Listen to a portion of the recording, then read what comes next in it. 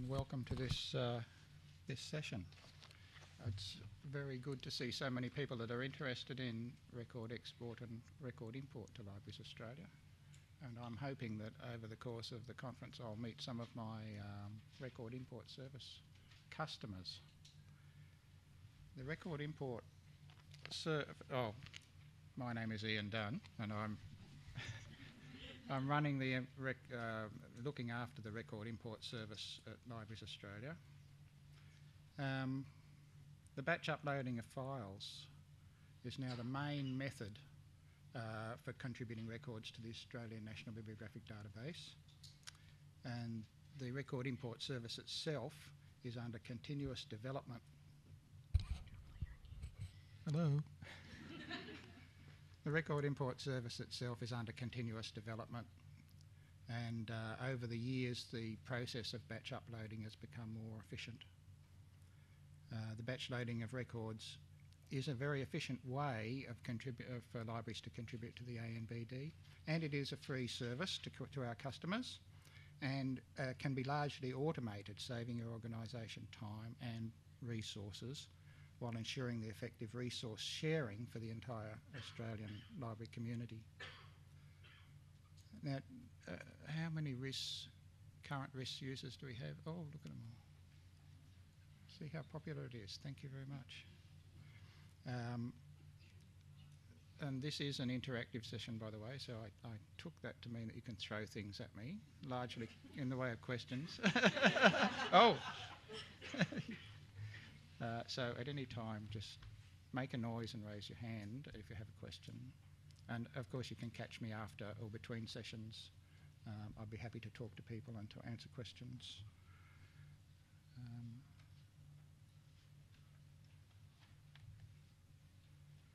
Now here you can see the relation of Record Import Service to the other Libraries Australia services.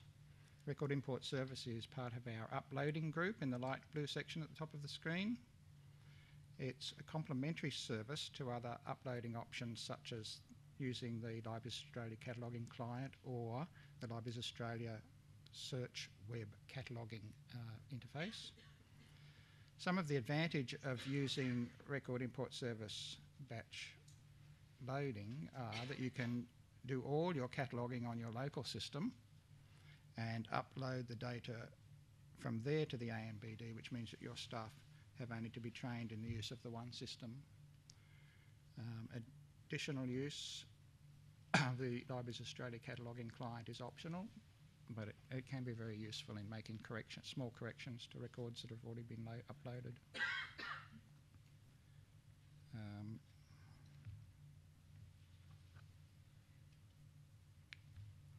Now, holdings can be refreshed free of charge, and batch loading can be used to contribute records in some non-marked formats, which I'll mention later.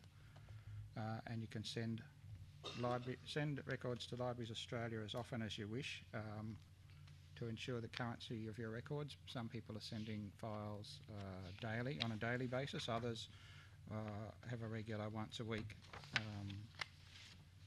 upload. Now, files are generally like to limit the size of files which are uploaded to Libraries Australia to about 20,000 records, which makes it easy for them to be processed overnight. Files which are larger than 20,000 records have to be scheduled for off-peak periods for processing. Now, I intend to follow the Record Import Service process through from the sending of the files to their loading to the database to give you some insight into the processes. Files arrive in Record Import Service after being uploaded through either uploaded through the LA Search Service browser interface or where each Record Import Service customer has their own home page in the administration area of the search service. From there you can select an Upload File button and locate the file on your own PC, and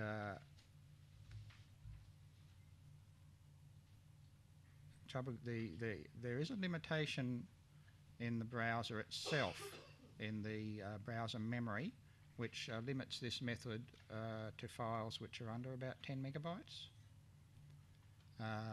The browser just doesn't have a large enough memory capacity to take larger files. If you have files larger than 10 megabytes, then you can use the FTP transaction to deliver the file, and there are plenty of free or commercially available FTP clients that are available from the internet, and files that are sent by this method there's no file size limitation, but as I said, files of about 20,000 records can be processed overnight, whereas larger files would have to schedule. Often during the day I'll release smaller files to run against the online system. I don't like to do files which are over 1,000 records because it might slow the online system down. And you may have come across that occasionally, where you'll say it's system slow, and you ring the help desk and say, oh yes, there's some online processing going. Well, there might have been a large file which was urgently required, so we put it through knowing that it's going to be slowing the online system down. We try to limit that to sort of late in the afternoon if we have to do it.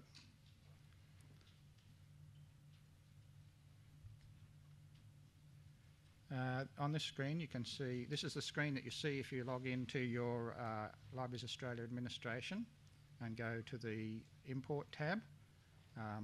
This is what would be your home page. You can see here that you can see details about the files, the listing of the files, the dates they were sent, the number of records in each file and the file name. And there are some links in the top right where you can upload a new file or go to look at reports that come from the file loading process. And this is the upload screen. Uploading is quite simple. You simply select the correct reception profile, and you might have one for adding bibs and holdings, or you might have one for holdings only. And for some customers, I've done separate ones for holdings only adds and a separate one for holdings only deletes. I'll talk a little bit more about the customizations that can occur when I discuss the filters. You can browse for your file and click and upload it.